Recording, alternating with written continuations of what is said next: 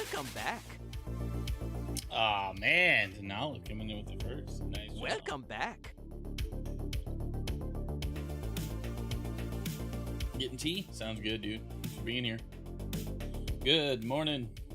Welcome in, people. Happy Monday. Happy Monday. Welcome back. Bot sniped. Well, it doesn't help that Denali and I were also talking in Discord right before I hit the go live button. So odds are he was just kind of sitting and waiting. And I'm on time roughly today. Like not super duper on time, but more on time than I have been. So there's that. Alright, that looks like it's working. Excellent.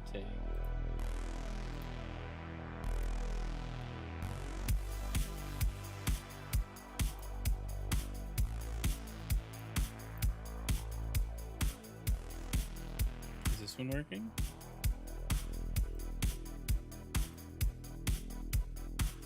I don't think it is. There it goes. It takes forever.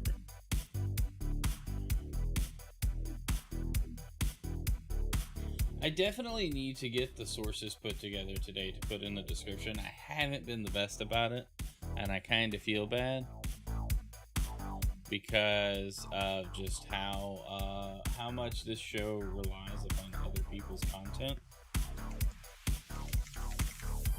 So let me grab that all real quick. Welcome back.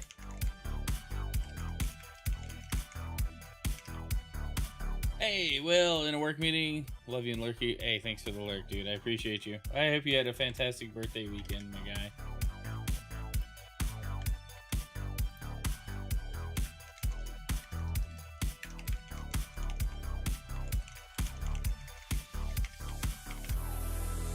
Hey, video gaming for you. Good morning. Good to see you in chat.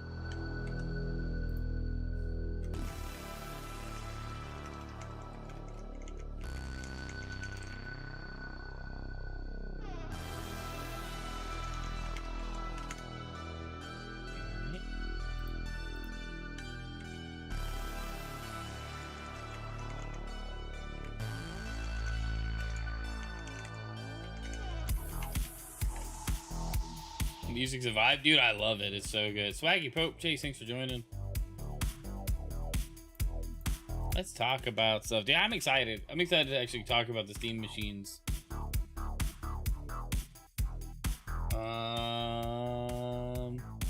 I think I'm gonna cut that one. All right.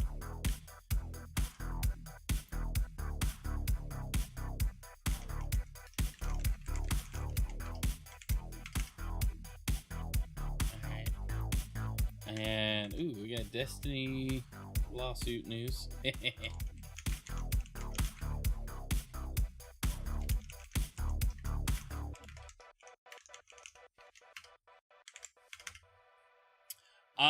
Base gear very, you say. Hey, Aaron. Wake and grind? Indeed, dude. Wearing the Kerbo shirt. Of course I am. I love it. I'm excited for Kirby Air Riders. I'm so excited for Kirby Air Riders. I wanna like play it a lot.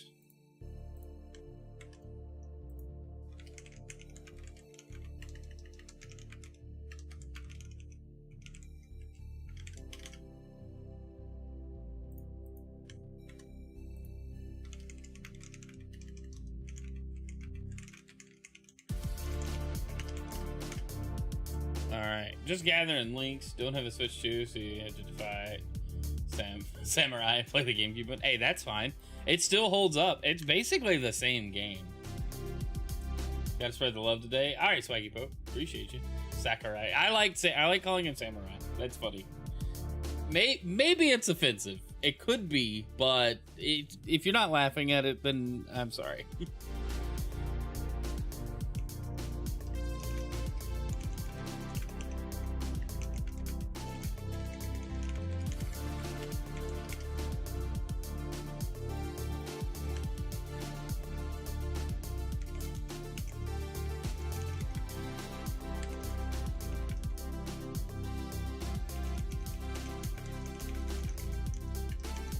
Ooh, we get to talk about more AI in gaming today. Excited about that.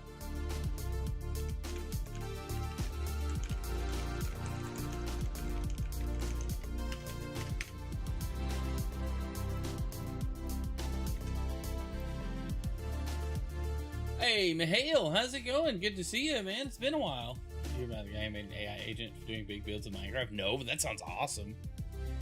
Aaron's, your phone was just autocorrected? It's fair. Mihail, what's up? Twix lambasted him, but it's legit and neat. Well, I don't know why that got... Neat tool. It doesn't like the word tool? Weird. What do you think about COVID? Has changed everything seemingly for the worse. We needed more people to stand up for what is ultimately right and not what a bunch of unelected officials were telling us was right. That's where I'll leave that. This is not a political show all the time. Rarely. Okay, I got a couple more links to grab, and then we can...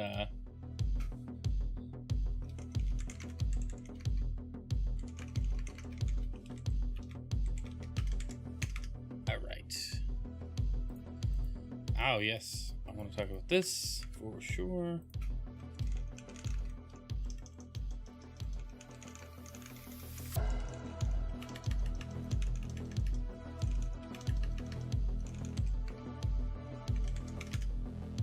Man, there's a lot of links. All right.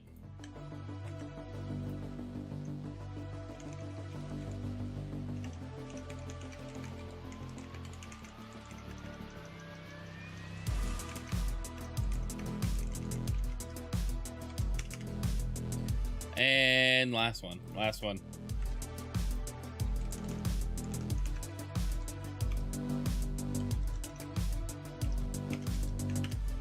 All right, here we go. Now we can go through all things. Element of surprise. Element of surprise. Boom. There we go. We got it going. All the noises. Let's see. The person wasn't too affected by it. Besides, the vaccine was fake. I agree. I just asked because Pop could have received it. You can't go to the bank. You get a debit card. Either way, you're right. So I digress. Sorry for not being active. You're in the hospital. Mahalo, I hope you're okay. Thanks for all the channel points. Let's jump into the game news. Well, we gotta. All right, news mode. News mode is on. News cam. Welcome in, everybody. I hope that actually worked. How are we doing? Good to see you. Where'd the music go? There the music went. We gotta cut it down though. It's gonna be a little loud. All right. Anyway, trying to get as many as you could. Well, you did. Welcome back. Happy Monday. We had an interesting weekend in the gaming space. Since the last episode of the Game News Show, which we had on Wednesday, a lot of things have come out, namely Valve deciding to announce some new hardware, which is awesome, and I can't wait to jump into it. So let's do that straight away. Let's not delay any further. Let's kick things off with our first topic here. We got an official look at the Zelda movie with some pictures, so it's not any trailers or anything. But Zelda and Link, the actors that play them, we actually have a look at what they look like in the film. And I gotta say, not terrible. Not terrible. I think it's pretty solid. You know, it's what I kind of expected when they announced the actor and actress that were playing Link and Zelda. So I'm very serious, very curious about the direction the movie's going. If it's gonna be more of a mashup, kind of like the Mario movies seem to be, where they're mashing up several games into one thing. But I'm curious. I'm hopeful. I'm interested. You know, like, we're gonna see how this goes. But I thought it was cool. Nintendo Life posted this up. I figured it'd be a good way to open up the show. They look like cosplayers, but maybe that's for the best, because they have to have their own identity. But I get it, Will. They do look like cosplayers. They look good, though. Like, it doesn't look bad. I think it's a breath of the Breath of the Wild, Twilight Princess, Ocarina mashup. You know, like they're combining all these ideas into one thing. But it's gonna be interesting. I wonder if they're gonna make Zelda, just given that she's got a bow here, more of like a warrior princess than a noble princess. You know, if that's the best way I could think to put it. But hey, once we get that first trailer, I think we'll have more. Timothy Chamomile should be in it. Gears of War movie in the works seems like it might flop. I don't think it'll flop. I think Nintendo is gonna do a good job. All right, let's move on. Maybe. Here we go.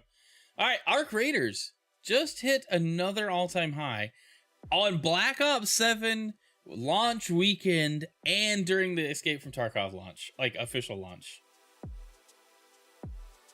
I know they don't play as Zelda. So Sony Pictures doesn't. All right, let's talk about Arc Raiders a bit.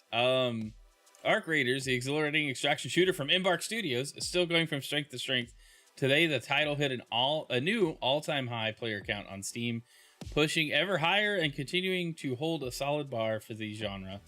As time goes on, Arc Raiders is only getting stronger, even with the arrival of Black Ops 7 and Escape from Tarkov. Not only that, but Arc Raiders maintains a phenomenal track record in terms of user ratings, boasting a score of 88% on Steam from more than 100,000 reviews. That's actually very impressive in this day and age for an online game. So the all-time player count seems to have hit 481,966. I wish they would put dates on these. Put a date on this image, please. There's a date down there. I'm an idiot. It's okay. It's not really a date. It's a date range. But I guess that's better than nothing. That's what I wanted. I just wish there was make it easy for me. Anyway, as this article is written, Arc Raiders was the third most popular game on Steam, beaten only by Valve's Titans, Dota 2, and Counter-Strike 2. It has topped Call of Duty, Battlefield 6, Marvel Rivals, PUBG, and Where Winds Meet this weekend with ease, which is insane to think about. It's also insane to think that Dota 2 and Counter-Strike 2 are still super duper like the most popular games on Steam, but the international audience probably has a lot to do with that. But crazy that Arc Raiders just seemingly can't be stopped. Like, we're at a point now where it's just gonna keep going and going and going, and honestly, I'm here for it. I think it's awesome. All right, well, let's move on to our next thing. Congrats, though, to the guys over at the Embark. Is that who's making this? I don't know who makes this. Embark. Yes, we did read that earlier.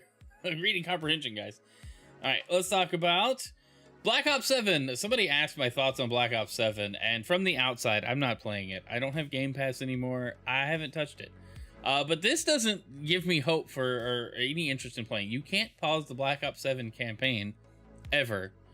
So it might be a sign of the times or just a strange decision on Activision and Treyarch's part, but the campaign aspect of Black Ops 7 cannot be paused, meaning you have to keep playing and progressing until the mission is over or you reach a checkpoint. Yes, this marks the first time that you can't pause a Call of Duty campaign. Black Ops 7's campaign utilizes an always online aspect, meaning the game is live at all times. Several huge implications for your game and means progress and progression can be interrupted at all times. I hate this idea already. Dustin, welcome in. Good to see you in chat. It has been a long time. You can't pause the game because your single player mode is online. No, this is very true. It's dumb. It gets worse. Alright, it gets worse. So Black Ops 7 campaigns attract a lot of discourse because of the nature of its content. One thing that can't be overlooked is the campaign being always online. In previous games, when you pause the game, the action stops, end of story. That's not the case here, and the action carries on. Think of it like a From Software game where you bring up a menu, but the world is still active. You can die, lose your progress, and go back to the start of the checkpoint. This isn't ideal when you're playing on Veteran difficulty, for example. Veteran being the hardest difficulty in Call of Duty. Modern Warzone shared a clip of someone's campaign journey, and while the user's trying to watch a cutscene, Black Ops 7 suddenly decides in that moment to drop the daily update. This instantly derails any campaign momentum and throws you out to the main menu, which is absolutely insane. I don't know if I want to play it because the campaign could have a lot of language in it, but but it's like always online, and then the game updates. Like, you can't. Are they trying to kill the franchise? It's very likely. Very likely. Even Mario Wonder had pausing despite having the always online thing. It's a very fair point, but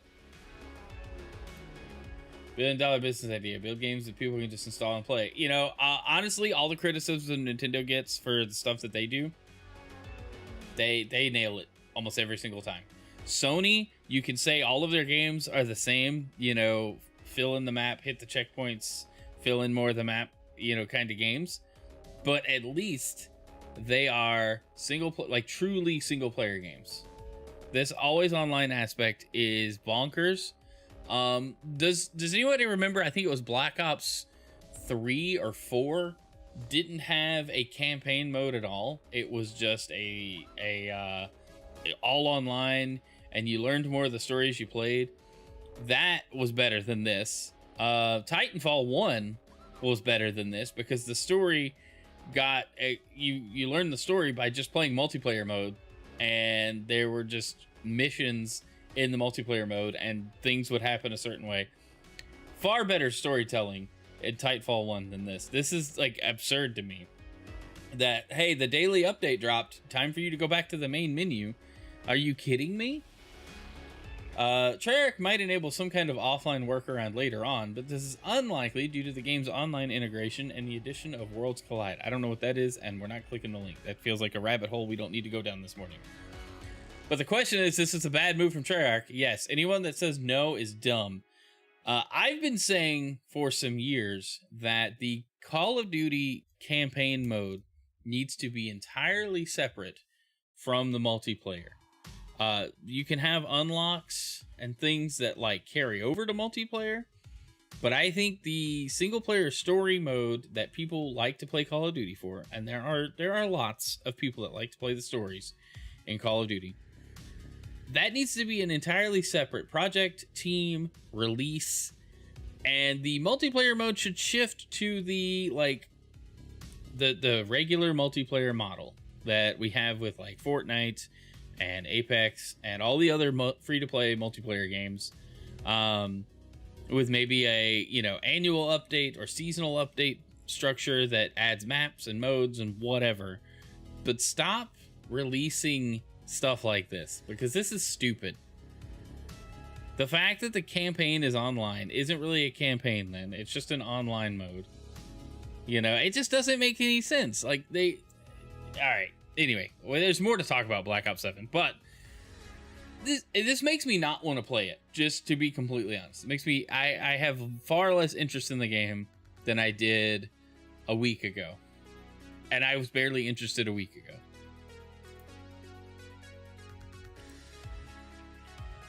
Same image threw me off. Call of Duty Black Ops 7 has series low Metacritic user rating. That's understandable. It does have an 84 score in Metacritic. Black Ops 7 is not faring well with its user rating. The reviews, while not all serious, do touch on several notes like the reported usage of AI and a disappointing campaign. Black Ops 7, released last week, hasn't had the best launch. Praise is there to the multiplayer and zombies modes. The game is in some hot water. First off, fans called out the usage of AI. We'll touch on that soon. For player calling cards and assets, which Activision has responded to. We'll touch on that in a second. Second, the campaign, fully co-op, has gotten a lot of flack for being absurd and far from the supposed series standard. With this, it's not surprising that the game is not faring well with users on Metacritic, which is series low. I like the fully co-op aspect, but why does it have to be online even if I'm by myself? Like that's the part that's stupid. On Metacritic, Black Ops 7 currently has an 84 with 16 reviews. However, the user rating, which has more than 540 reviews, is not as great. As of writing, the score is 1.6 out of 10. 2023's Modern Warfare 3, which is one of the lowest scoring Call of Duties with a 56 critic score, still has a higher user rating with a 2.3. That single player requirement just killed it. It's important to know this number is likely to change as some reviews may be spam and more long-time players get to it. Still, it's not a great look for the franchise. Unfortunately, it looks like the damage has already been done, as Black Ops 7 hasn't even reached 100,000 players on Steam, while competitors like Battlefield and Arc Raiders consistently get over 200k. Whether Activision and the teams will address some of the problems is unknown. Hopefully the next games will do a better job of satisfying fans and critics. I mean, on launch weekend, you can't even break numbers that formerly would be nothing for them to do. That is concerning. Like, what's going on? But you made some questionable decisions, that's for sure. All right, let's talk. Oh, you know, I did not gather. Did I not leave the AI stuff in? All right, let's talk about the AI stuff. Because and I'll probably have to update the show notes to include these links as well, but it's fine. All right, let's talk about this real quick. Activision accused of using generative AI for Black Ops 7 calling cards. Calling cards being the little pop-ups and customizable things that you know, it's like unlocks and stuff in the game. It's like titles and images and stuff. Usually they're silly. Some of them have some cool art. But here's why they're being accused of doing these in AI. Let's see if we can open this image in a new tab. Because this very much looks like an AI image. I'm just saying, like, this looks like the AI art that was going around. It still circulates. Like, this looks like AI art. So either they replicated the art style perfectly, or they have, you know, been leaning on generative AI, which wouldn't surprise me for something like this, because why not? You know, why would they bother? So there's definitely the accusation, and here's Activision's response, which shouldn't surprise a single person watching this show for any length of time. Like so many around the world, we use a variety of digital tools, including AI tools, to empower and support our teams to create the best gaming experiences possible for our players. The statement reads, which was first given to Xbox era before the rep responded to Insider Gaming's request. Our creative process continues to be led by the talented individuals in our studios. So that's the official Activision response. Yes, we use AI. We're not telling you how, and we don't really care what you think, because the bottom dollar dictates how we do things. I'm not saying a corporation shouldn't try to make money, and I repeat that, I feel like every few weeks on here. I'm just saying you need to be more upfront, Activision, about how much you're using AI in your products, and maybe, you know, any notification at all would be good. But I think you're going to have people that don't want to touch stuff that has generative AI in it in any capacity. You might have people, by and large, people won't care. Most people won't care. Your casual gamers don't care. There are people that will not play stuff if they know it's got generative AI in it. And with the return policies for games the way they are these days, I surely wouldn't want to spend $70 and the game be filled with something I don't want to fool with or see, or something I'm ideologically opposed to for some reason. You know, like, that's my right as a consumer to make those decisions, but I'd like to know up front. So I don't know. I'm not buying the statement that you know, they use a variety. You know, I'm sure this is true. I'm just not buying that this is their, like, that's the response they want to give, or that they should have given, I guess. It's just odd that they would kind of glean over or gloss over the fact that, like, hey, a lot of this looks like the AI art that's been circulating in memes and stuff. Why are you trying to hide it? All right, let's jump to Steam machines, which I am excited about. This looks awesome. So Valve dropped a trailer going over this new Steam hardware. We got Steam Machine, which is a PC. We got Steam Controller and Steam Frame. I'm not going to go into like a deep dive on any of this stuff, but I do want to talk about and share opinions on these things, because this Steam Machine has my interest. I'm very interested in it. We have a little box that runs Steam OS. It's got I/O that looks like a reasonable thing for a small computer to have, a small form factor, micro PC even. I love the idea of customizable faceplates. I miss when the 360, like, I wish that the 360 like faceplate thing had carried on through even to now. You know, the hardware looks solid. There's RGB. It's an LED strip. Like, this is the perfect gamer device. I love how tiny this is, though. Like, look at that thing. All right, optimized for gaming. It runs SteamOS, but you can install anything you want on it. Steam Machine's optimized for gaming, but still your PC. Install your own apps or even another operating system. Who are we to tell you how to use your computer? Valve really is winning me over with this. Steam Machine plays well wherever Steam is, so made for Steam controller, but great for streaming to either your Steam Deck or your Steam Frame. I love all the goofy, like retro styled, like art characters. I want to get into like the hardware specs though, because I'm interested in what other people think, but I'm definitely I get people's concerns. So we've got the CPU is a semi-custom AMD Zen 4 6-core 12-thread processor for up to 4.8 gigahertz 30-watt TDP. Sounds cool.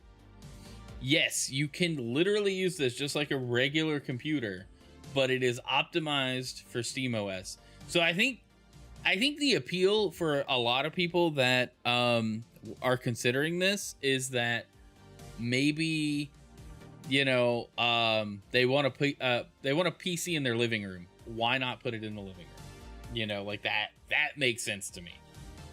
And there's like very little configuration because SteamOS is pretty optimized. And then this follows in line with the Steam Deck. You're not going to have to tweak a bunch of settings like you do with like a Windows PC that you custom build or just buy off the shelf even. No, it does not look upgradable except for storage, which we'll get into here. So we've got the GPU, semi-custom AMD RDNA 3 28 CUs, 2.45 gigahertz max sustained clock, 110 watt TDP. RAM 16 gigs of DDR5 with 8 gigs of DDR6 VRAM. A lot of people are concerned about this. I will say, if this is bugging you, then the Steam Machine is definitely not for you. But I think Valve kind of knows what they're doing. The Steam Deck, incredibly popular, doesn't run games at the highest settings. You just kind of accept that going in. This is not for that. I like the Steam Machine idea, except that I want everything to be upgradable. I'm with you. However, yes, even if all my games on it, will they still run in 3 years? That is the question. That is the one thing. I need price, and I want to know longevity. Like, how long is this thing going to be supported, and how long will it be relevant? We've got storage, two models, a 512 gig NVMe SSD and a 2 terabyte NVMe SSD. Both models include a high-speed micro SD card slot, which is great. I don't know how I feel about loading up a micro SD card. I mean, it's got USB ports, so I'd imagine if storage is a problem, throwing a USB like drive on there is not a big deal. Very easy to do. But hey, it makes sense. You know, I like that there's two options. A 2 terabyte one will probably be, you know, the most expensive. I just kind of wish they had put maybe a second option for the GPU. Maybe something with like, you know, a little more VRAM. Maybe a faster GPU in there. I don't know. But this is like the first run. All right, I don't really care about the Wi-Fi connectivity. Steam controller, it has an integrated Steam controller wireless adapter, which is kind of cool. I/O, DisplayPort, HDMI, USB, 2 USB-A, 3.2 ports. Man, I hate the way they've named USBs. See, it's a good question. Where will it fall performance-wise with current consoles? That's what I want. I need people who are like more in tune with like current stuff, because this sounds like this will be somewhere in between the Xbox Series S and the PS5. Somewhere in between there. Maybe closer to the Series S as far as specs go. I guess we could look at it. All right, let's do it that way. We're going off the rails here. All right, let's just lean on Grok. As long as I'm still logged in here. Okay. Stop it. What are we doing? All right. Let's see. Give me a side-by-side breakdown of the Xbox Series S, PS5, and Steam machine specs. Let's see if it pulls it, because this may take a second. I probably should have put the Switch 2 in there for fun. If it costs half as much as a console, it doesn't need to beat them all. That's what I'm hoping. I'm hoping the price comes in a lot more reasonable than what we expect, but we'll see. Okay, let's compare. 8 core Zen 2. All right, so this is Zen 4, so the processor is already going to be much better. GPU, 4 teraflops, 20 CUs, 36 CUs, custom RDNA 2. It looks better. This looks better on paper, but again, it comes in right under the PS5, but it's RDNA 3 at a higher clock rate with fewer CUs. So those are compute units. It's gonna be between 500 and 700. Oh, I'm kind of leaning that way, Howie. Welcome to the stream. RAM wise, yes, it is fine. It's PlayStation level DDR5 with 8 gigs of DDR6 VRAM. So we'll see how that performs. Let's see, storage wise, that's kind of irrelevant because it's storage. IO throughput, they don't really know. People are expecting PCIe 4.0, which is like maybe not the latest, but pretty much the latest standard that more PCs have PCIe 4.0 now, or that have come out in the last 2-3 years. I don't remember when PCIe 4.0 actually dropped. Target resolution 1440p, 120 FPS. That's not really accurate in my opinion. Well, I guess it's an opinion, but you say up to 120 FPS, yes, but not at 1440p. Same thing with the PS5. It doesn't do 4K 120. It can do 4K, or it can do 120 FPS.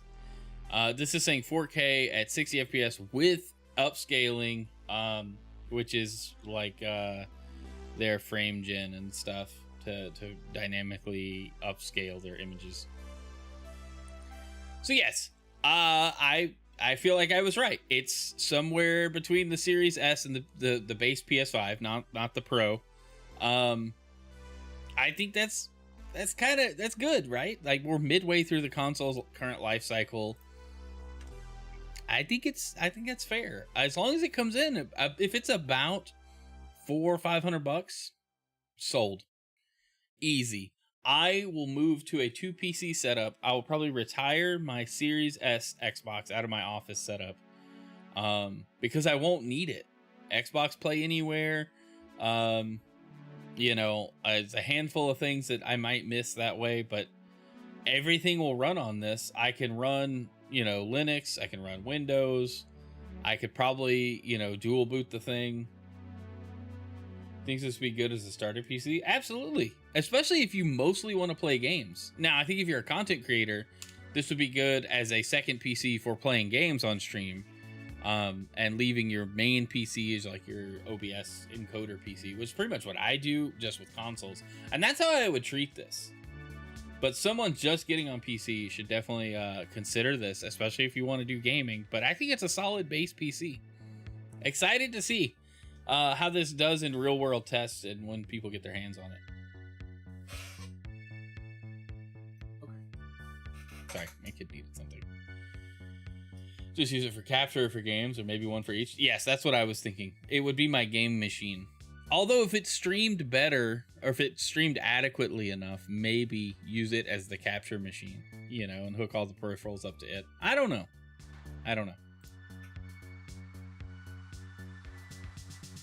See, this is what I find funny. Anyone else remember the OG Steam machines were made by various manufacturers and couldn't run Windows games? Dude, they tried, but those had to crawl, and I say crawl very loosely. They had to lay on the floor and waste people's space so that the Steam Deck could take off running, and now we have the Steam machine, Gen 2, round 2, that It's just a better offer overall. Even without knowing the price, it's already a better offer than what people are expecting, I think.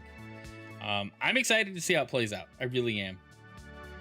All right, let's look at what else they announced. We also got the Steam controller. I do not like this form factor. Immediately looking at it, I hate the inline thumbsticks. I like the offset thumbsticks, Xbox style, Pro controller style. Like, I prefer this layout all day. I don't mind the PlayStation layout. In fact, the DualSense is probably my favorite PlayStation controller of all time. It is the most comfortable. I just do not like this layout much at all. The symmetrical stick layout and then the two touchpads down at the bottom, I just don't know. But rechargeable battery seems cool. They're using TMR sticks, which are like way better than what what PlayStation and Microsoft are using in their controllers right now. HD rumble, which, I mean, that's the thing. Grip enabled gyro, some macro buttons on the back, wireless connectivity with a ton of stuff. The tips of the thumbsticks are capacitive, which is kind of cool. I don't know how that's really going to work, but it works with everything. You pair it with your Steam Deck, anything running Steam, Steam Machine, and the Steam Frame. This is kind of weird, though. Like, what games on Steam have local multiplayer? That these guys would have two Steam controllers and be playing games together. You see this all the time and stuff, and it's like, what games are they playing together? Overcooked? Played Up? See, it's fair. I just needed like one example. All right, and then yeah, so then they break down just the other stuff, and it's nobody cares about tech specs in a controller unless you're like a super pro, and then you're probably not using this. But I like the idea. Lots of the chaos cooking games. It has the original Steam controller for certain games like Overcooked and mouse games like Sims and Civ, but this looks weird. It does look weird. I just feel like it looks too big. But I don't know. It looks all right. All right, and then the other thing they announced, the Steam Frame. So this is their new VR tech.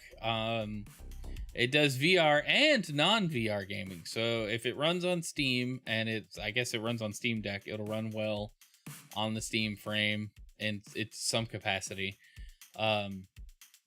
Very curious how this will work long term. But it also has a dedicated wireless adapter to connect to your PC or Steam machine for wireless VR streaming to the headset, so you can use it like a dedicated, like, tethered VR headset.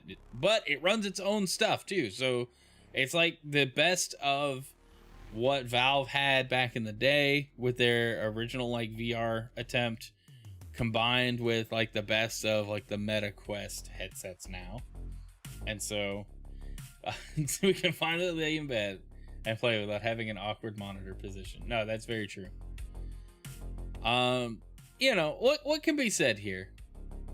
There's a dev kit. Ooh, I like the way they've broken all this down though.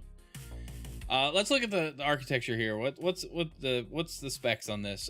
4 nanometer Snapdragon 8 Gen 3 ARM64. Okay, cool. 16 gigs unified LPDDR5X RAM, so 16 gigs of RAM, 256 or 1 terabyte storage, micro SD card slot for expanded storage, a decently sized battery, 1 USB-C 2.0 port in the rear for charging and data, and then it's kind of concerning, right? Like, you would never use this hardwired to a PC. Then you would have to use it wireless, because that USB-C 2.0 port ain't gonna deliver VR experiences. I had a ton of trouble with my Meta Quest 2, and the cables I had bought for streaming over the cable to my headset were no-name Amazon things, and they were not USB 3.0 cables, but they weren't labeled as such. But anyway, a lot of tech in this thing, a lot of cool VR tech. If you like VR, I'm not big on VR, but I wanted to talk about the whole run of announcements anyway, because I like this push that Valve has now opened up with, hey, we have our own hardware, deal with it. Like, this is our ecosystem of Steam OS things, and I think that's super cool. I'm excited to see where this goes. Once these guys launch, I'm very interested in picking up a Steam machine next year at some point.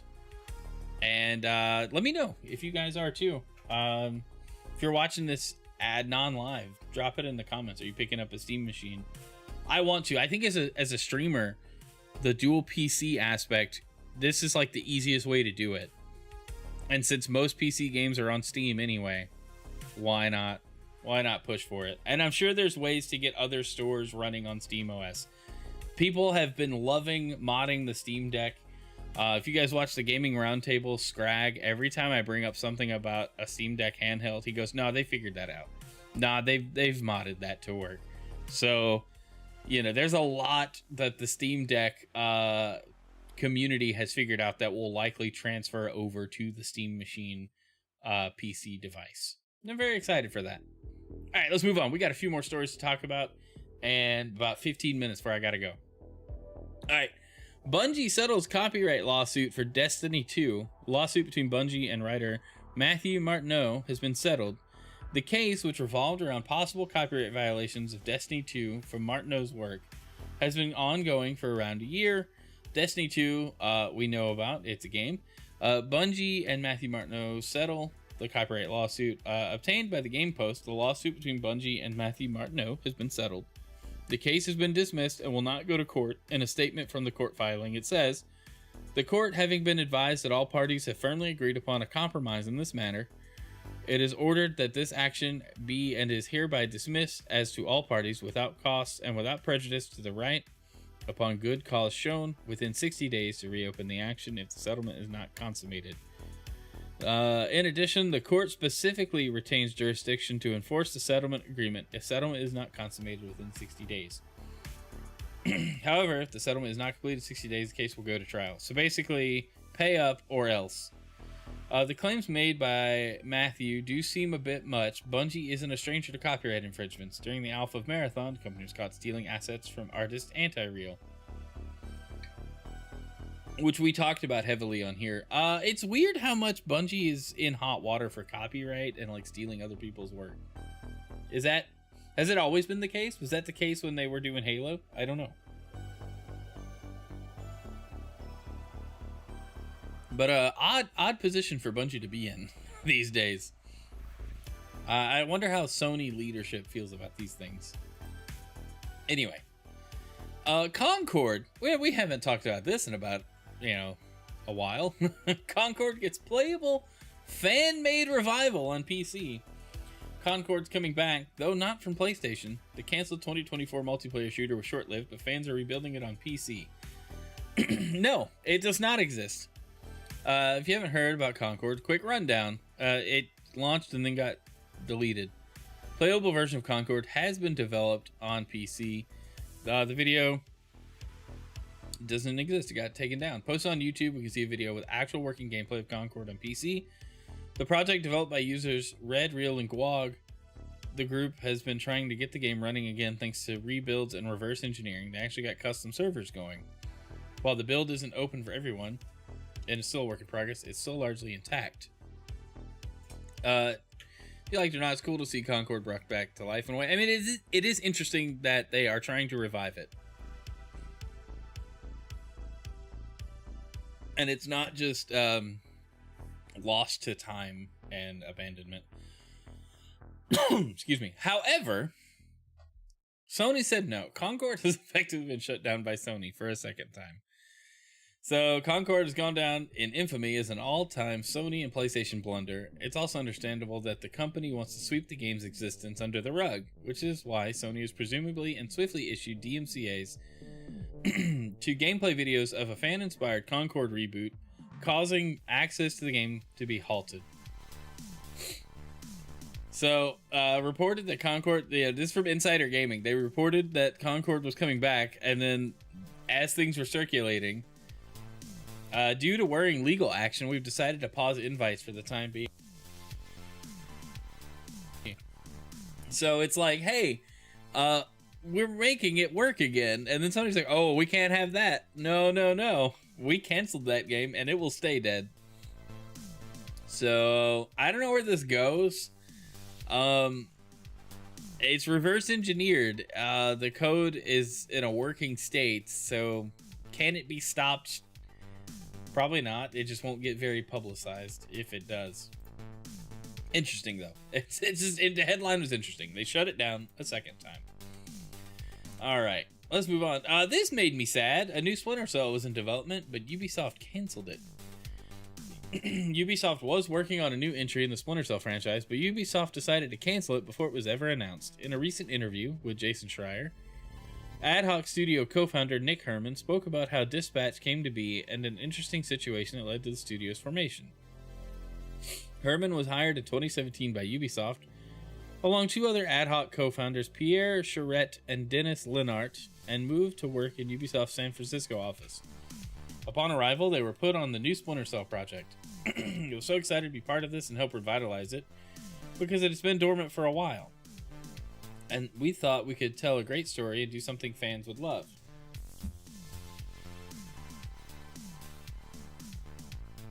Excuse me. Unfortunately, the game didn't get very far. After just months of work, Ubisoft started making pivots on its plans. It seemed like the writing was on the wall for the game. It was exciting to go to work for the first 6 months because we thought we were going to be able to make something really great. And then you realize that all the things you care about, they don't anymore. That's a common thing in games. That would be hard. To spend so much time working on a game for it to just get canceled. And it's not your fault. You did everything right. Or did at least your job well. And then the higher-ups are like, nah, never mind. So it's kind of crazy. Despite no new game in the franchise since Splinter Cell Blacklist in 13, Splinter Cell isn't dead. Ubisoft is currently working on a remake of the original game as of late 24. It was still planned for a 2026 release. Since then, however, it's been quite silent on its status. So yeah, well, that's just not games. It's not, but it would suck to spend a lot of time being hyped about, well, anything really. That's software development. That's probably product R&D. You know, how many prototypes of cool, like, gadgets and things just get shelved because the company goes, nah. So, it's just a bummer. Being a Splinter Cell fan, as long as I have, and really waiting on this remake and wanting more Splinter Cell, even if they move on from Sam Fisher himself and do a new character, I just want something new, and I would like them to bring back Spies versus Mercs in a fun way. I think those things would be awesome. But I don't know. What are they doing at Ubisoft other than floundering lately? Bummer though. Big bummer. All right. I thought this, talking about AI earlier, after pivot to AI first, Krafton offering staff voluntary resignations. After announcing a move to being AI first, Krafton wants to cut staff numbers and is offering employees a way to leave the company through voluntary resignations. Please leave before we make you. First reported by Business Korea, the publisher behind games like Subnautica, Inzoi, and PUBG announced their plans on November 12th and is making offers to all company employees. This even includes junior level employees with 5 or less years of service to the company. The offer is based on their time within the company. The offers range for those with less than a year of service up to more than 11 years, including 1 year or less, 6 months salary, 2 years or less, 12 months, 5 years or less, 18 months, 8 years or less, 24, 11 years, 30, more than 11 years, 36. Wow. It's just a 6 month jump every few years you work there. I don't know about that. Despite these offers, Krafton says this isn't a layoff. Rather, it's an assistance in proactively designing the growth of current staff. You mean to tell me getting rid of people is growth? I don't know about that one either. Maybe. The core purpose is to support members in proactively designing their growth direction, and it means at an individual level. And embarking on new challenges both inside and outside the company amid the era of AI transformation. The company plans to support members in autonomously deciding whether to continue the direction of change internally or expand externally.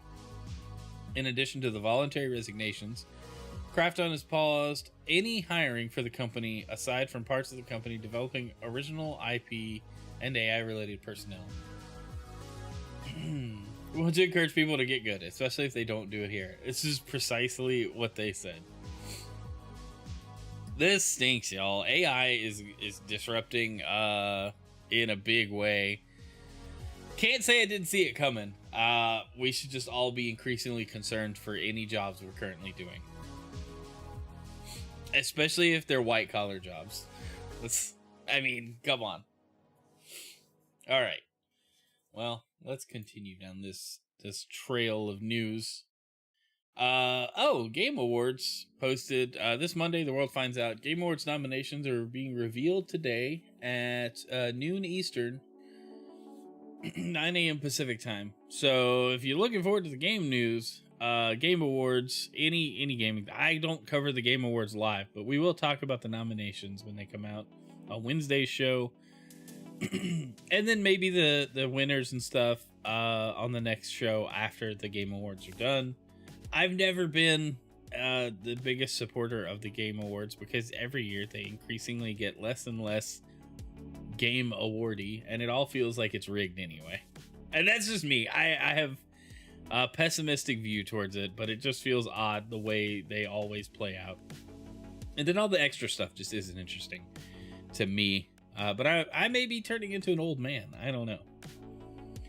All right, let's talk about Sony's shock announcement. Horizon Steel Frontiers is a major MMORPG for mobile and PC, mystifying fans by officially skipping a PlayStation 5 release. Windows Central has the write-up. The next Horizon game is an MMO. Horizon Steel Frontiers is coming to mobile and PC via NCSoft's Purple launcher. Fans are upset it's skipping the PS5, but the focus is clearly on massive cross-platform play. So the next Horizon game's on the way, but it won't be like prior entries in the PlayStation franchise.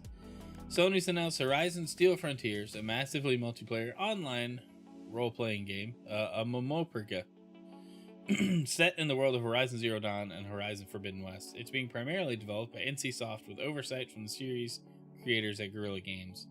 Like its predecessors, Horizon Steel Frontiers tasks players with hunting down powerful machines with a variety of traps and weapons in a post-apocalyptic Earth. Unlike the previous games, it's a multiplayer experience, and it's in development primarily for mobile. I don't know how I feel about that.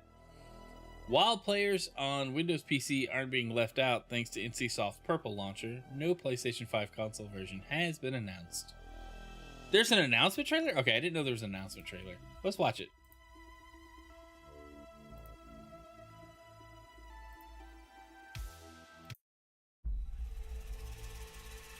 I didn't know anything about the trailer, so this is cool.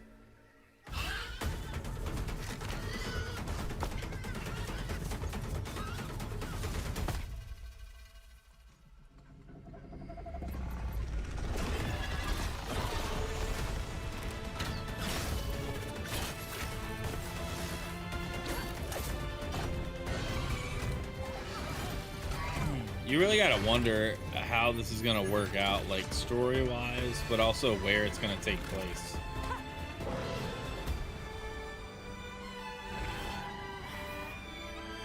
Like, is this North America, some other region? That'd be cool. I'm alright with that.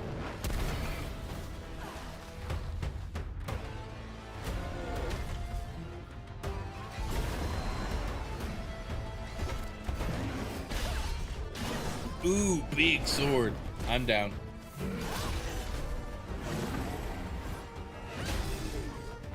Is it Monster Hunter? Is that what we're getting? Like MMO Monster Hunter?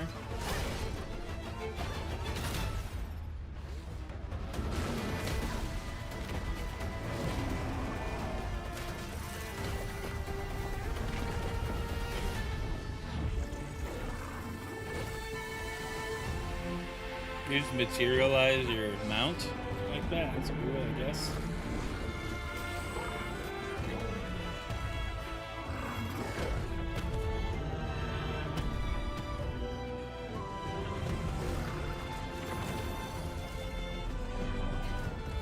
I'm curious what Like, if this impacts the main, like, the main series lore at all.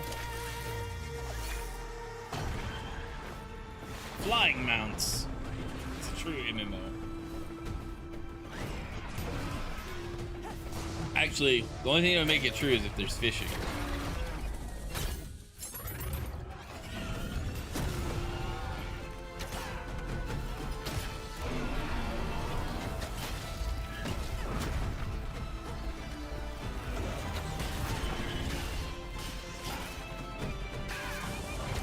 They always show these big epic moments in these MMO trailers, but can you pet the doggo?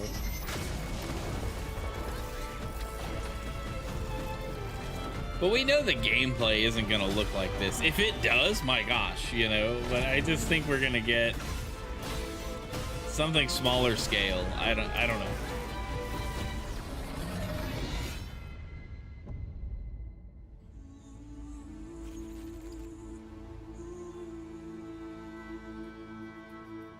My gosh, this is a 10-minute thing? I don't know about this. We're not watching this whole thing. Cool. We watched the trailer. That's where I'm leaving that. Oh, look, a gameplay trailer. All right, cool. Let's see how this actually plays while YouTube fixes its quality real quick. Maybe not. It says HD, but there we go.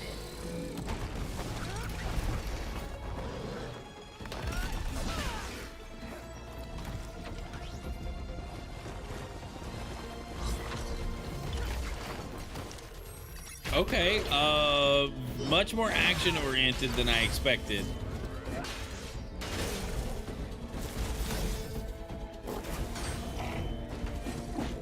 It kind of feels like Monster Hunter. I'm getting, Dauntless? Was that the game? Dauntless vibes from this? Just with an open area? I want to see part of the gameplay trailer where they inexplicably slide on frictionless grass and spontaneously flip into a vine spin. Right.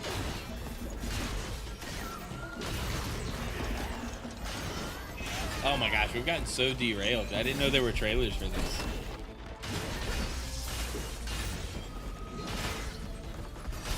This looks awesome.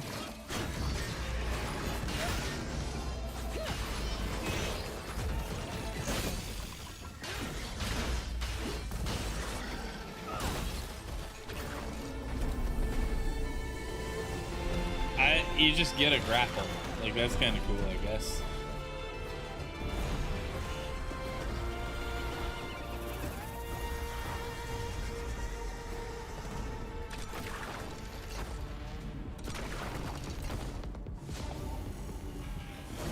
Yeah, let's fight this big thing. I want to see how this works.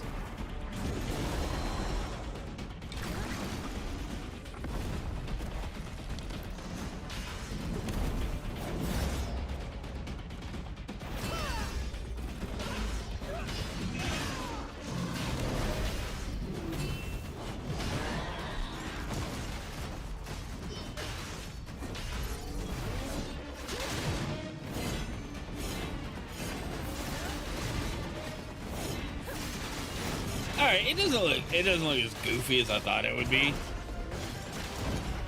I guess I appreciate that it's still very much like a fluid action title and not like a cooldown mess of attacks like some MMOs. Yeah, that was my biggest disappointment with a lot of MMOs I've tried over the years, because I come back to them. I try them. I try things out. And my biggest complaints are when it's like the trailer shows all this cool stuff happening, and then you get to play it, and it's like, oh, I'm just like, fireball, wait, fireball, wait, fireball, wait. And it's just like, okay, I'm tired of waiting. Like, I get that there has to be a cooldown, but the dude was literally like shooting fireballs out of his staff while cutting flips, and I'm like meandering over to a spot, you know, and I don't know. Anyway. All right, PlayStation Games as a Service initiative continues. That makes sense why they would invest in this. It's just strange that this isn't coming to PS5. There are claims that this isn't the only multiplayer Horizon game on the way. So maybe there's a PS5 more focused multiplayer title that is exclusive to the system. I guess we'll see. I don't know where this can go. This looks cool. Surprise announcement over the weekend. All right, what do we got? Okay, this is a topic we can talk about real quick before we got to go through these next articles pretty quick because I got to get started on work. But Fortnite crew subscriptions join Xbox Game Pass Ultimate later in November, and Fortnite gets Xbox Play Anywhere support. I tweeted about this over the weekend because they put up a news.xbox.com article and put up that players who subscribe top tier Game Pass get Fortnite crew, which is awesome. I think it's a good perk. It didn't justify the price increase in my opinion. I could just go buy Fortnite crew and use it instead of Game Pass and still enjoy Fortnite the same way. But interestingly enough, Fortnite is joining Xbox Play Anywhere, which is their cross-platform, cross-buy, cross-save initiative, where games you buy and play on your Xbox will work on PC and vice versa. I don't understand the appeal to adding it to Play Anywhere because the game is already cross-platform and cross-progression. You just have to have, the Epic Games launcher to play on PC. Well, now you don't. You launch it through the Xbox app, which the article, I don't know if they talk about it here at all, really. But they're talking about, when we mentioned Xbox Play Anywhere support, that means the game is available on Microsoft's Xbox Store and Xbox PC Store. And so what we have is a game that's cross-play, cross-progression on PC through Epic Games Launcher and is now hitting a third-party store for Epic anyway. Does that mean Fortnite could come to Steam in any official capacity? I don't know, but this is a weird move when you think about it. Play Anywhere is a great program. Love it. Love the idea behind it. I'm glad more games are getting it. But it's going to be on the Microsoft Store as well, and that is Epic kind of publishing their title, the title elsewhere on PC? Is that going to result in more people playing? I don't know. I don't know that cross-play is the move. Or Play Anywhere is the move for Fortnite. That doesn't make a lot of sense to me. But maybe that was part of negotiating Fortnite crew in Game Pass or something. I don't know. We'll see where it goes. But I guess a cool addition nonetheless. All right. Last couple stories about mobile games. Ratchet & Clank has a new game, but it's on mobile. That's kind of weird. Well, let's check out the trailer.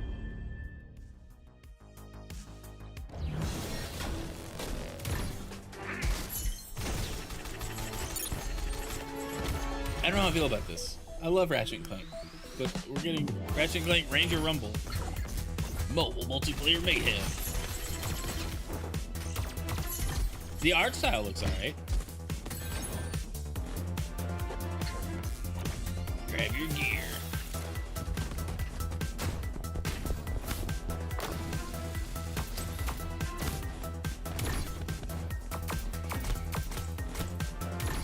If it has controller support, I'm good. Otherwise, I'm not interested in this.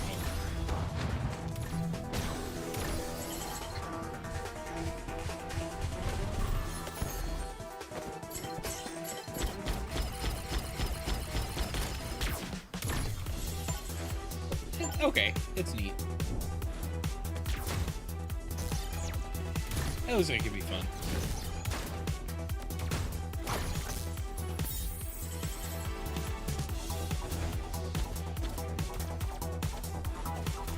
They just kind of shadow dropped this announcement though. So it's like, hey, no reason at all, but we're putting this out. Ranger Rumble coming to mobile soon. So yeah, I might pre-register for it. It's a collab between Insomniac and mobile dev studio OBB. Ratchet & Clank Ranger Rumble as players gunning for each other in a simulated battle hosted by Captain Quark. All right, cool. So that's the justification in game lore. Seems neat. Maybe they had a cool idea and sticking Ratchet & Clank on top of it just made sense. I don't know. Anyway. All right, last story is Minecraft related. Minecraft Blast, another mobile game. We're talking about mobile games at the end of the show today.